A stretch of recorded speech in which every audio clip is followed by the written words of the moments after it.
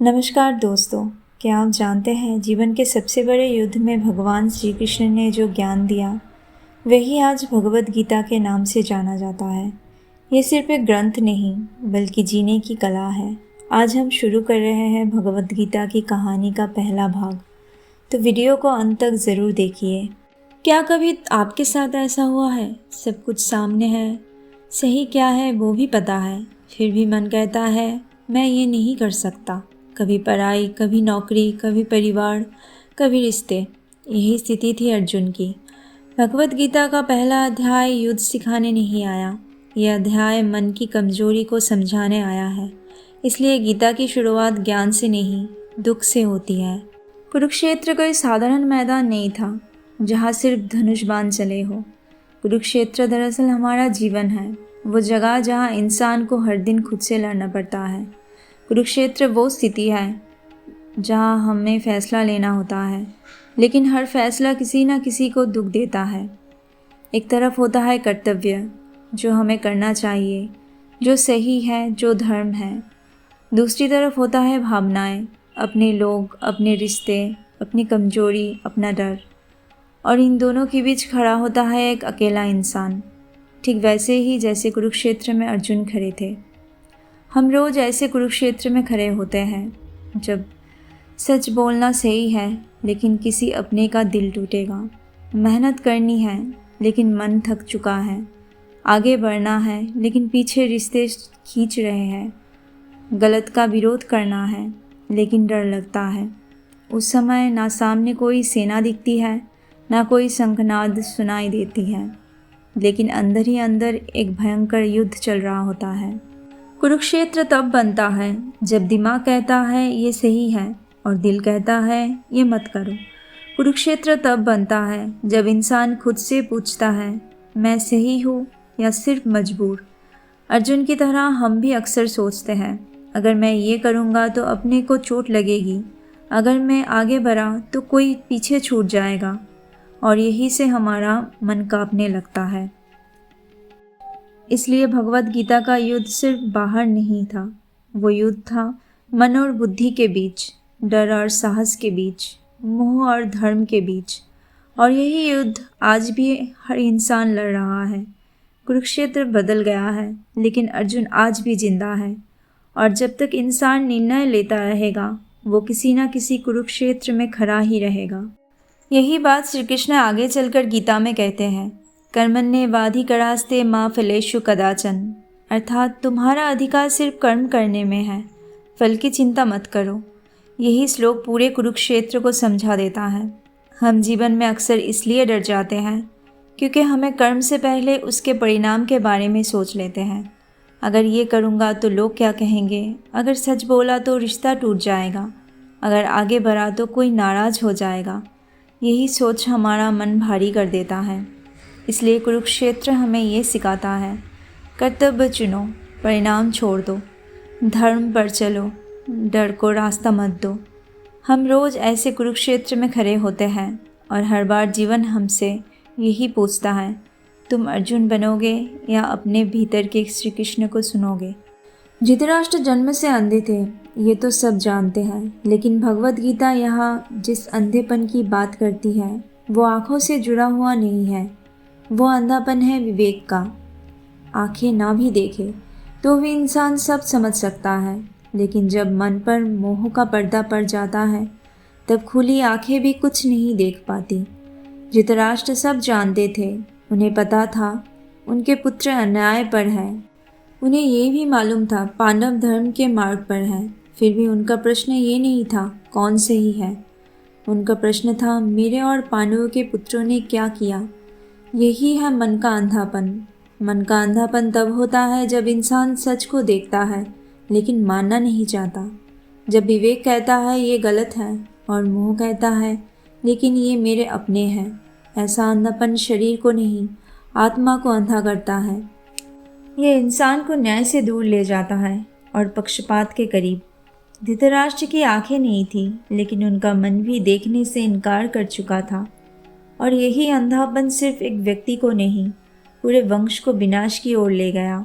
गीता हमें यहाँ चुपचाप चेतावनी देती है, अगर इंसान अपने लोगों के लिए सच बदलने लगे तो चाहे उसकी आंखें खुली हो, वो भीतर से धृतराष्ट्र ही बन जाता है। यही से कुरुक्षेत्र सिर्फ युद्ध का मैदान नहीं रहता, बल्कि मन और विवेक की परीक्षा बन जाता है। धृतराष्ट्र का ये प्रश्न सिर्फ महाभारत का हिस्सा नहीं है, ये सवाल आज भी हमारी जिंदगी में गूंजता है। जब धृतराष्ट्र कहते हैं मेरे और पांडवों के पुत्रों ने क्या किया, तो असल में वो ये नहीं पूछ रहे होते हैं धर्म क्या है, वे यही पूछ रहे होते हैं मेरे अपने लोग क्या कर रहे हैं। और यही सवाल हम रोज़ अपने जीवन में पूछते हैं। जब घर में कोई झगड़ा होता है तो हम सच्चाई नहीं देखते, हम पहले देखते हैं कौन मेरा है। जब बच्चा गलती करता है तो हम कहते हैं गलती हो गई, बच्चा है। लेकिन किसी और का बच्चा वही गलती करे तो हम उसे तुरंत गलत ठहरा देते हैं। यही है धृतराष्ट्र का अंधापन। यह अंधापन आँखों का नहीं, रिश्तों का है। जहाँ रिश्ता आ जाता है वहाँ विवेक अक्सर पीछे हट जाता है। ऑफिस में भी हम यही करते हैं। अगर गलती अपने आदमी से हो जाए तो हम उसे ढकने की कोशिश करते हैं, लेकिन वही गलती कोई और करे तो नियम याद आ जाता है। धृतराष्ट्र हमें ये सिखाते हैं कि सबसे बड़ा अधर्म तलवार उठाना नहीं होता, सबसे बड़ा अधर्म होता है सच जानते हुए भी अपने पक्ष को सही ठहराना।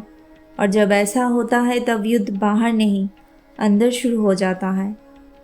यही से कुरुक्षेत्र सिर्फ मैदान नहीं रहता, वो हमारी रोज़ की ज़िंदगी बन जाता है। धृतराष्ट्र जहाँ देख नहीं पा रहे थे वही संजय सब देख पा रहे थे। संजय आंखों से नहीं, सत्य से देख रहे थे, क्योंकि संजय के भीतर ना मेरा था ना तेरा। उनके अंदर अहंकार नहीं था। अहंकार इंसान को ऊंचा नहीं करता, वो इंसान को अंधा कर देता है। और जो इंसान अंदर से झुका हुआ होता है वही सच में साफ देख पाता है। संजय ना तो युद्ध लड़ रहे थे, ना किसी पक्ष के समर्थक थे, वो सिर्फ साक्षी थे। और जीवन में साक्षी बन पाना बहुत बड़ी बात है। हम जब तक हर बात को मेरे साथ क्या हो रहा है इस नज़र से देखते हैं, तब तक सच हमारी आंखों से फिसलता रहता है। लेकिन जिस दिन इंसान अपने अहंकार से एक कदम पीछे हट जाता है, उस दिन चीज़ें अपने आप साफ दिखने लगती है। इसलिए गीता में देखने की शक्ति राजा को नहीं, उस व्यक्ति को मिली जो झुका हुआ था। जीवन हमें भी यही सिखाता है। जब हम अपने मैं को थोड़ा शांत कर देते हैं तभी हम सच को देख पाते हैं। और यही से कहानी धीरे धीरे अर्जुन की ओर मुड़ती है। अब तक युद्ध बाहर था, लेकिन अब युद्ध अर्जुन के भीतर शुरू होने वाला था। अर्जुन श्री कृष्ण से कहते हैं मुझे दोनों सेनाओं के बीच ले चलो। ये सिर्फ एक जगह बदलने की बात नहीं थी, ये अर्जुन के मन की आवाज़ थी। वो कहना चाहते थे मुझे ज़रा सामने से सब देखने दो। कभी कभी इंसान भीड़ में खड़ा होकर फैसला नहीं ले पाता, तब वो कहता है थोड़ा रुकना चाहता हूँ, थोड़ा सोच लेना चाहता हूँ। अर्जुन भी यही कर रहे थे। जब तक सब दूर था तब तक युद्ध आसान लग रहा था। नारे थे, रणभेरी थी, उत्साह था। लेकिन जैसे ही अर्जुन बीच में आए सब कुछ बदल गया। अब सामने दुश्मन नहीं थे, अब सामने थे गुरु, दादा, मामा, भाई, मित्र। अब युद्ध कागज़ पर नहीं, दिल पर लिखा जाने वाला था। अर्जुन का बीच में जाना असल में खुद के सामने खड़ा होना था। और ये सबसे कठिन काम होता है। जीवन में भी हम तब तक बहादुर बने रहते हैं जब तक चीज़ें दूर से देखी जाती हैं, लेकिन जब फैसला सीधे दिल को छूने लगे तब हाथ कांपने लगता है। अर्जुन भी उसी मोड़ पर खड़े थे जहाँ से वापस जाना आसान था, लेकिन आगे बढ़ना सही होते हुए भी भारी था। बीच में आकर अर्जुन ने ये समझ लिया ये युद्ध सिर्फ दूसरों को हराने का नहीं है, ये युद्ध है अपने मोह, अपने डर और अपनी भावनाओं से। और यही से अर्जुन का मन धीरे धीरे टूटने लगता है। हाथ भारी होने लगते हैं, शब्द लड़खड़ाने लगते हैं। ये युद्ध सिर्फ दूसरों को हराने का नहीं है, ये युद्ध है अपने मोह, अपने डर और अपनी भावनाओं से। और यही से अर्जुन का मन धीरे धीरे टूटने लगता है। हाथ भारी होने लगते हैं, शब्द लड़खड़ाने लगते हैं। तब तक काम नहीं करते, तब साहस चुप हो जाता है। अर्जुन के मन में एक के बाद एक विचार उभरने लगते हैं। क्या मैं इन्हें मार सकता हूँ? क्या जीत इतनी कीमती है? क्या ये धर्म है या सिर्फ क्रूरता? ये वही सवाल है जो हम भी खुद से पूछते हैं जब सच बोलने से अपनों को चोट पहुंचती है, जब आगे बढ़ने से कोई पीछे छूट गया। अर्जुन का विषाद कमजोरी नहीं था, वो क्षण था जब अहंकार टूट रहा था, और जहाँ अहंकार टूटता है वहीं से ज्ञान की जगह बनती है। लेकिन अभी अर्जुन उस ज्ञान के लिए तैयार नहीं थे। अभी उनका मन पूरी तरह टूटना बाकी था। और जैसे जैसे अर्जुन का मन टूटता जाता है वैसे वैसे उनके भीतर तर्क बोलने लगते हैं। अब ये सिर्फ भावनाएं नहीं थी, अब अर्जुन अपने डर को धर्म का नाम देने लगते हैं। अर्जुन कहते हैं, इन अपने लोगों को मारकर राज्य मिले तो क्या लाभ, सुख मिले तो क्या लाभ, जीवन ही अपराध बन जाए तो जीत किस काम की। सुनने में ये शब्द बहुत ऊंचे लगते हैं, बहुत पवित्र लगते हैं, लेकिन गीता हमें यह बहुत सूक्ष्म बात सिखाते हैं। हर सुंदर लगने वाला तर्क सच नहीं होता। अर्जुन आगे कहते हैं, अगर कुल का नाश हो गया तो धर्म नष्ट हो जाएगा, धर्म नष्ट होगा तो समाज बिगड़ जाएगा, स्त्रियां असुरक्षित होगी और अधर्म फैल जाएगा। ये वही बातें हैं जो हम भी कहते हैं। जब हम किसी कठिन निर्णय से पीछे हटना चाहते हैं तो हम भी बड़े बड़े कारण गिनने लगते हैं, लेकिन अंदर कहीं ना कहीं हम जानते हैं असली वजह डर है। अर्जुन का सबसे बड़ा भ्रम यही दिखाई देता है। वो अपनी भावनाओं को धर्म समझ लेते हैं, लेकिन गीता साफ कहती है, भावना धर्म नहीं होती, कर्तव्य से भागना धर्म नहीं होता। अर्जुन योद्धा है, उनका धर्म युद्ध करना है। ये युद्ध लालच का नहीं, अहंकार का नहीं, ये युद्ध है अन्याय के विरुद्ध। लेकिन जब इंसान अपने ही लोगों के सामने खड़ा होता है तो कर्तव्य सबसे भारी लगने लगता है।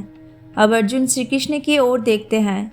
वो उम्मीद करते हैं कि श्री कृष्ण कुछ कहे, लेकिन श्री कृष्ण अब भी मौन है। ये मौन बहुत गहरा है। ये मौन कहता है, अर्जुन अभी तुम बोलो, क्योंकि जब तक इंसान खुद को पूरी तरह खोल नहीं देता तब तक ज्ञान भीतर उतरता नहीं। अर्जुन अब पूरी तरह टूट चुका है। उनकी आवाज़ अब पहले जैसी नहीं है, उनके शब्द अब कमज़ोर हैं, और अंत में अर्जुन कहते हैं, मैं युद्ध नहीं करूँगा। ये वाक्य सिर्फ युद्ध छोड़ने की घोषणा नहीं है, ये एक योद्धा का अपने आप से हार मान लेना है। अर्जुन धनुष नीचे रख देते हैं, रथ पर बैठ जाते हैं। उनकी आंखों में आंसू है, मन में भारीपन है। कोई समाधान नहीं, कोई उपदेश नहीं, कोई ज्ञान नहीं, सिर्फ एक इंसान जो पूरी तरह टूट चुका है। और यही गीता का सबसे सुंदर बात है। ईश्वर यहाँ कमजोरी से शुरुआत करते हैं। गीता हमें ये सिखाते हैं, टूटना गलत नहीं, रोना कमजोरी नहीं, सवाल करना पाप नहीं, लेकिन टूटकर वही रुक जाना सबसे बड़ा नुकसान है। गीता हमें ये नहीं सिखाती कि कभी मत टूटो। गीता हमें ये सिखाती है कि टूटने के बाद कहाँ खड़े होना है। श्री कृष्ण कहते हैं, ना तेभ्यं जातु नास न तं नेमे जनाधिपा न चैव न भविष्यं सर्वभयमतः परम। अर्थात ऐसा कभी नहीं हुआ कि मैं ना था, तुम ना थे, या ये सब लोग ना थे, और ऐसा कभी नहीं होगा कि हम आगे नहीं रहेंगे। श्री कृष्ण यहाँ अर्जुन को ये समझा रहे हैं कि जिसके लिए तुम डर रहे हो, जिसे खोने से तुम काँप रहे हो, वो सिर्फ शरीर है। आत्मा ना मरती है ना नष्ट होती है, इसलिए डर के कारण कर्तव्य छोड़ देना ज्ञान नहीं है। अर्जुन जिस डर में टूट रहे थे, श्री कृष्ण उसी डर की जड़ काट देते थे। और हमें ये सिखाते हैं, जीवन अस्थाई है, कर्तव्य स्थायी है, और आत्मा अजर अमर है।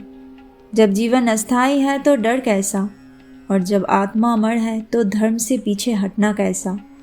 जय श्री कृष्ण।